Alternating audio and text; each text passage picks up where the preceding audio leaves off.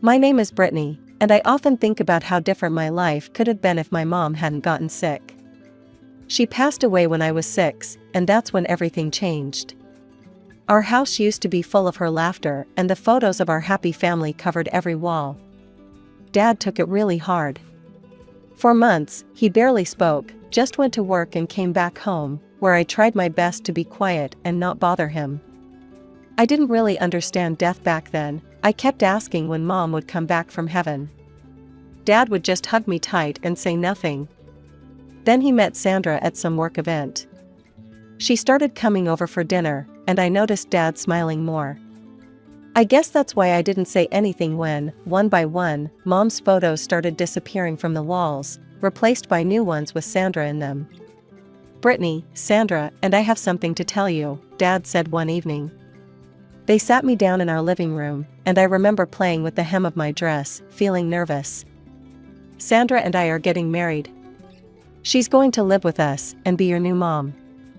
You'll see, everything will be wonderful." But it wasn't wonderful. As soon as they got back from their honeymoon, Sandra started changing things. She rearranged all the furniture, repainted the walls, and set up what she called house rules. "Brittany, your room is a mess again," she'd say every morning. "A young lady should keep her space tidy. And please keep your voice down when you're playing, I have a headache." I always had to help with chores, even though I was just 6. When I complained to Dad, he'd just say, "Listen to Sandra, honey. She knows what's best for you." One day, I overheard them arguing in their bedroom. I pressed my ear against the door, trying to make out the words. "She's just not adjusting well, John," Sandra was saying. "Maybe it would be better if she lived with your mother? She's always saying how much she misses having family around." No, Dad's voice was quiet. "I promised Sarah, I promised her before I swore I'd take care of Brittany. And there's the money she left for Brittany's college. I gave my word it would go to her education. I didn't know it then, but things were about to get even harder." A year later, Sandra got pregnant, and everything changed again. Dad was over the moon, and Sandra couldn't stop talking about how she was finally going to have her own child. Those words hurt more than any chore or rule she'd ever given me. Because that's what I was to her, someone else's child. Not her own, never her own. When Emma was born, I was 8 years old. I remember standing in the hospital hallway with Dad, peering through the nursery window at my new baby sister. She was so tiny, wrapped in a pink blanket, and Dad couldn't stop smiling. "You're a big sister now, Brittany," he said proudly. "You'll help take care of Emma, won't you?" I nodded eagerly, not understanding what that really meant. But I found out pretty quickly when they brought Emma home. Sandra wasted no time in turning me into her personal assistant. "Brittany, bring me fresh diapers. Brittany, wash these bottles. Brittany, hold Emma while I make a phone call." The demands never stopped. By the time I was 9, I knew how to change diapers, prepare baby formula, and cook simple baby food. While other kids my age were playing outside after school, I was mashing bananas and stirring rice cereal for Emma. "But I want to go to Sarah's birthday party," I remember pleading one Saturday. "Emma needs you here," Sandra said firmly. "She's teething and fussy. Besides, someone needs to clean up the mess she made in the playroom." As Emma grew, so did my responsibilities. I had to watch her constantly, making sure she didn't fall while learning to walk or put dangerous things in her mouth. Meanwhile, Emma was showered with attention and gifts. Every tantrum was rewarded with a new toy or treat. When she turned 4, Emma realized she could get me in trouble whenever she wanted. And boy, did she use that power. One time, she deliberately spilled her juice all over her new dress, then ran crying to Sandra. "Brittany pushed me," she wailed. I spent that weekend grounded in my room. Another time, she broke her expensive musical toy and blamed me. "Brittany was playing with it when it broke," she claimed. It didn't matter that I was doing homework at the time. I lost my allowance for a month to pay for a replacement. The worst was when she cut up her own party dress with scissors, then hid the scissors in my backpack. Sandra found them during one of her room inspections. "How could you be so jealous?" Sandra yelled at me. "Do you know how much that dress cost?" But I didn't, I tried to explain. "Go to your room," Dad interrupted. "We'll discuss your punishment later." Emma stood in the doorway, smirking at me as I walked past. She'd learned early that she could get away with anything, while I'd get blamed for everything. Grandma Rose was my only escape from the madness at home. Every weekend I spent at her house felt like stepping into a different world, one where I could just be a kid. She lived in a cozy house filled with the smell of fresh-baked cookies and unconditional love. "Look at you, skin and bones," she'd say, loading my plate with pancakes. "That woman's got you running around like Cinderella." Unlike at home, at Grandma's house, I could laugh as loud as I wanted and didn't have to watch my every step. When Emma visited with me once, she quickly learned that her usual tricks wouldn't work there. "But I want ice cream before dinner," Emma had whined, stomping her feet. "Young lady," Grandma said firmly, "in this house, we eat our dinner first. And there's no rewards for tantrums." Emma never came back after that. "Grandma's house is boring," she told our parents. What she meant was that Grandma's house had rules that applied to everyone equally. Then came the day that changed everything. Emma had thrown a particularly dramatic fit about doing her homework, and Grandma happened to be visiting. "John," Grandma said to Dad, her voice stern, "that child is terribly spoiled. Sandra, you need to handle this better. You're raising a little tyrant." Sandra's face turned red. "How dare you criticize my parenting? You have no right." "I have every right when I see my granddaughters being treated so differently," Grandma shot back. "Look at what you're doing to Brittany." That night, I heard more shouting from downstairs. Sandra was crying, saying she wouldn't tolerate such disrespect. Dad, as usual, took her side. The next day, Sandra announced that we would no longer be visiting Grandma Rose. "But that's not fair," I protested. "Life isn't fair," Sandra snapped. "And if I catch you trying to contact her, you'll be grounded until college." College. That word became my lifeline during the next couple of years. I threw myself into studying, counting down the days until graduation. Mom had left money for my education. I'd overheard Dad talking about it enough times. That money was my ticket out. Then came graduation day. I was still in my cap and gown when Dad and Sandra sat me down for a serious talk. About college, Dad started, not meeting my eyes. "We've decided to save that money for Emma's education instead." The world stopped. "What?" "Your sister has such bright prospects," Sandra added smoothly. "And you, well, you're more suited for practical work." Something inside me snapped. For the first time in my life, I screamed. "That's my money. Mom left it for me." "You promised her, Dad. You're just a liar." "You ungrateful girl," Dad shouted, his face red. "After everything we've done for you. Get out. Tomorrow you can start your adult life somewhere else." I didn't wait for tomorrow. I ran upstairs, threw some clothes and essentials into my backpack, grabbed the hidden photo of Mom, and walked out. My friend Jenny had always said I could stay with her family if things got bad, and now things had gotten as bad as they could get. Life as a waitress wasn't what I'd dreamed of doing after high school, but it paid the bills, barely. I started at the Silver Spoon, a busy downtown restaurant, working double shifts whenever I could.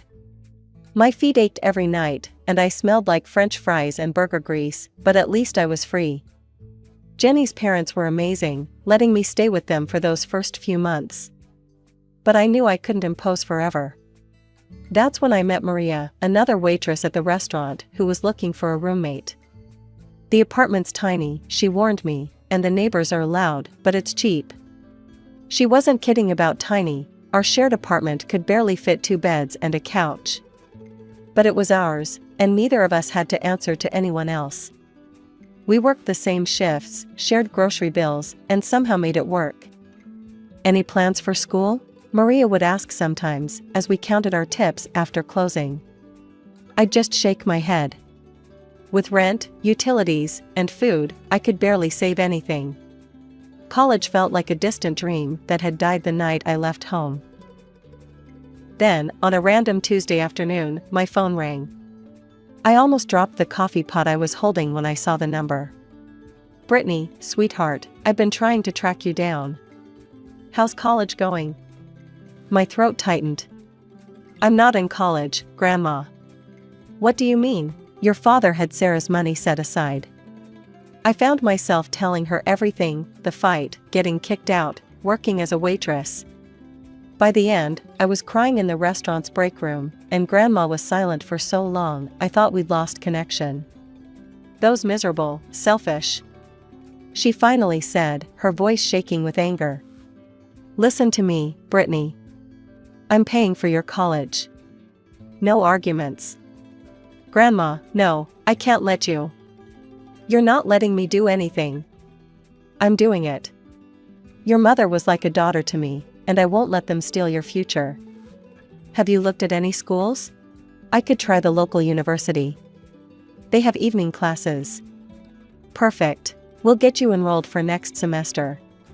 "But Brittany?" She paused. "Let's keep this between us. I don't want to deal with your father or that woman." I laughed through my tears. "Trust me, Grandma, neither do I." So that's how I became a full-time waitress and a part-time student. My days started at 5 a.m. with studying, then classes, then straight to work until closing. I'd come home exhausted, feet blistered, smelling like restaurant food, only to crack open my books again. Maria thought I was crazy. "Girl, when do you sleep?" "Sleep is for the weak," I'd joke, downing my third cup of coffee. But for the first time since I'd left home, I felt like I was moving forward.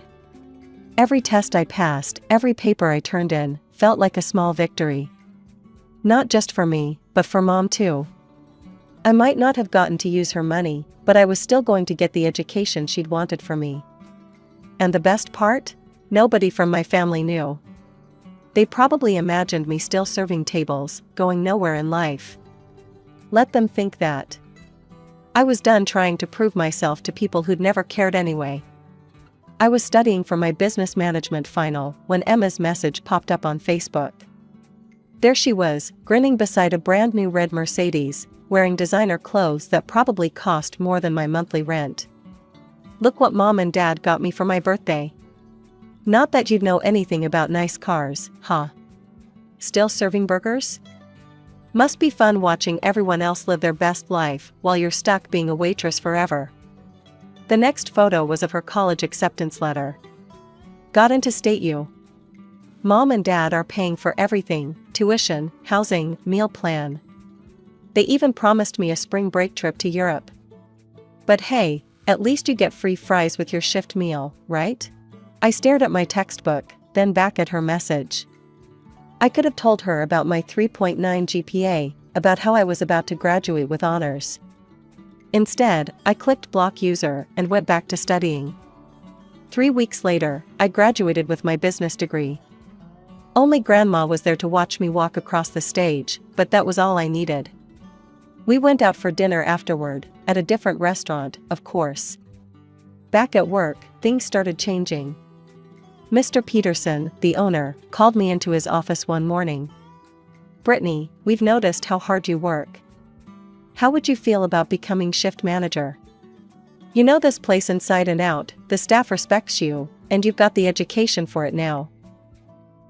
That was just the beginning. 6 months later, I was promoted to floor administrator. My salary doubled, and suddenly I could afford to move out of the tiny apartment I shared with Maria. Years passed, and I kept climbing. By 30, I was running the whole place. The Silver Spoon had transformed from a regular downtown restaurant into one of the city's top dining spots. My name was on restaurant industry magazines, but my family still thought I was just a waitress. My new apartment was in one of those fancy high-rises downtown, with floor-to-ceiling windows and a view of the city. Every morning, I'd stand there with my coffee, watching the sunrise, thinking about how far I'd come from that scared teenager who ran away with just a backpack. It was a quiet Monday morning when I got the Facebook message from Mrs. Roberts, our old neighbor. We'd kept in touch over the years. She was one of the few people from my old life who'd been kind to me. She'd often slipped me cookies when Sandra was being particularly harsh, and once even helped me hide my mom's photo album when Sandra wanted to throw it away. "Brittany, honey, I thought you should know. Emma's graduating next week, and she's planning something nasty. She's made reservations at the Silver Spoon. She knows you work there. She's been bragging to everyone about how she's going to have you wait on her table. Says it'll be hilarious to have her college dropout sister serve her graduation party. She's invited all her snobby friends and even some of our old neighbors. She's been telling everyone how she's going to show them what a failure you turned out to be. I thought you should know." I sat back in my leather office chair, looking out over the restaurant floor through the one-way glass. The lunch rush was just beginning, and I watched my well-trained staff move efficiently between tables, like a perfectly choreographed dance. A slow smile spread across my face as I opened our reservation system. Sure enough, there it was, Emma Wilson, party of 15, Saturday 7 p.m., graduation celebration.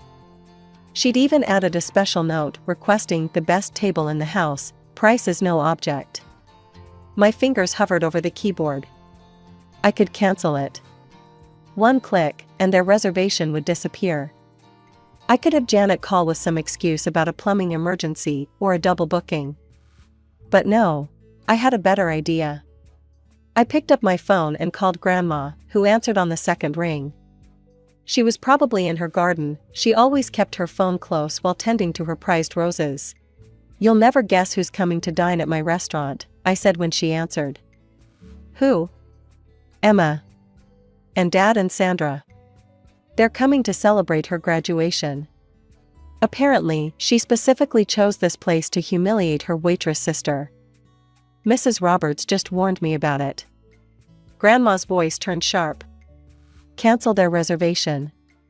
You don't need that kind of negativity in your life, Brittany. Haven't they hurt you enough?" Actually, I couldn't help grinning as I looked at the framed Businesswoman of the Year award on my wall. "I have a better idea. How would you like to come to dinner that night? I'll give you the best table in the house, behind the marble column by the waterfall wall. You'll be able to see everything, but they won't see you." There was a pause, then Grandma started laughing, that deep, mischievous laugh that always meant trouble when I was growing up. "Oh, you devious girl. Count me in.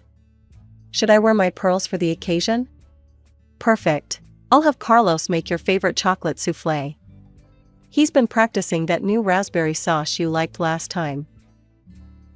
"I'll bring my camera," Grandma chuckled. "This is going to be better than those reality TV shows you used to watch." After we hung up, I called in my assistant. "Janet, clear my schedule for next Saturday evening. And make sure the staff knows I'll be handling a special table personally." "Of course, Ms. Wilson." "Anything else?" "Yes," I smiled, running my finger along the spine of my business management degree diploma hanging on the wall. "Make sure we have our finest champagne chilled. And have Miguel prepare his special caviar appetizers. I have a feeling it's going to be quite a memorable night." As I looked out over my restaurant again, I couldn't help but think how perfect this was. Emma had always loved her little power plays, her attempts to humiliate me. Well, this time, she was walking right into my territory. And I was ready. Saturday evening arrived, and the restaurant was buzzing with its usual weekend energy. I watched from my office as my sister's party arrived, Emma in a designer dress that probably cost more than most people's monthly salary, Sandra in her typical overdone makeup, and Dad looking older than I remembered. They were surrounded by Emma's friends, all dressed to impress. I could see Grandma at her hidden table, pretending to read the menu while watching everything. She gave me a subtle wink when I passed by. "Excuse me," Emma's loud voice carried across the restaurant. "I specifically requested my sister, Brittany, as our server." "Where is she?" I smoothed down my tailored suit jacket and approached their table. Emma's face lit up with malicious delight when she saw me. "Oh my God, everyone, this is my sister I was telling you about. She gestured at me like I was some exhibit at a zoo. Still a waitress after all these years. I mean, I just graduated from State U, and she's still carrying plates. The table erupted in laughter, led by Emma.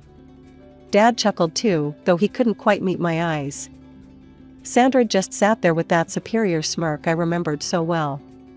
Look at her clothes, Emma stage whispered to her friends. I guess that's what you can afford on a waitress's salary.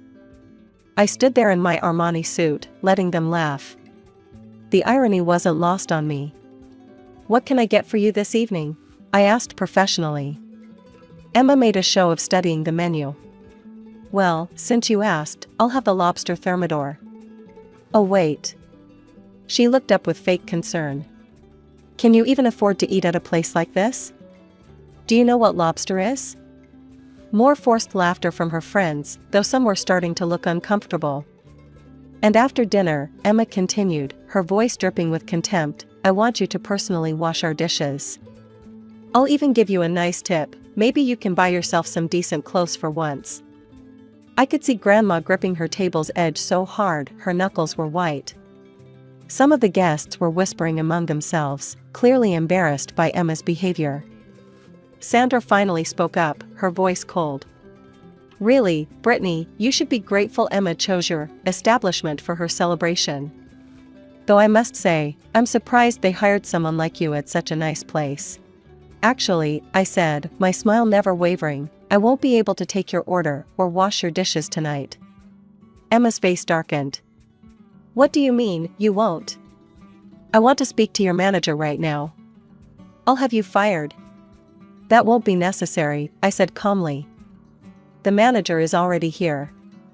Well, where are they? Emma demanded, looking around. You're looking at her.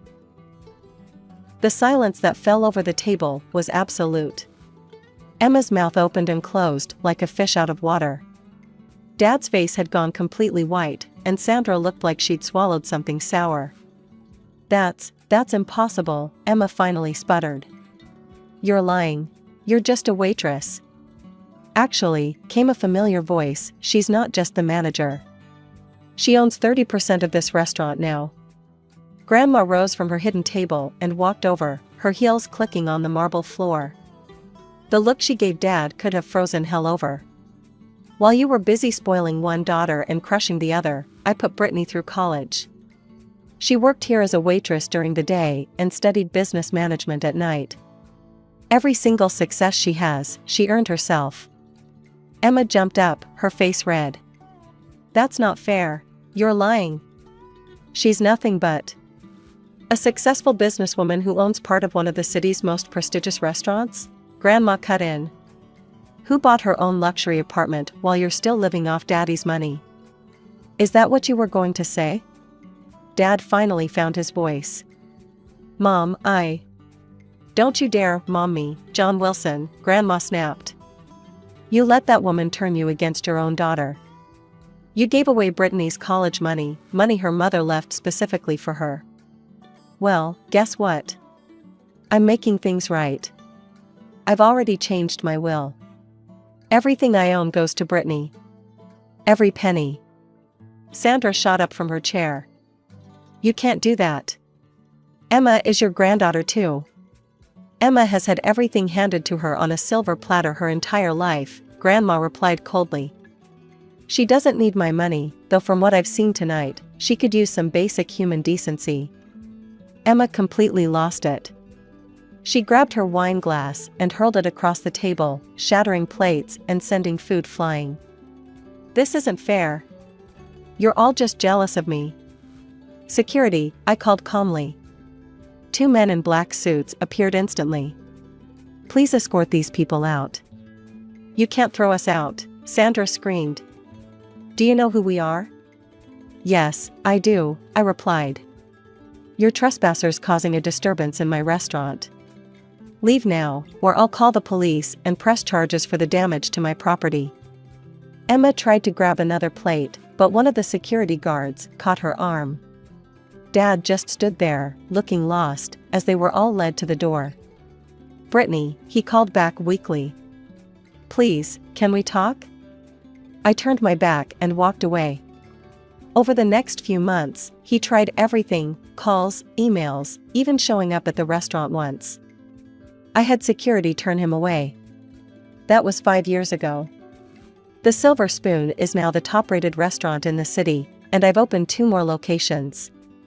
Grandma kept her word about the will, though thankfully she's still going strong at 75, tending her garden and coming to the restaurant every Sunday for her chocolate soufflé. Last week, I got another message from Emma. Something about how she's changed and wants to make amends.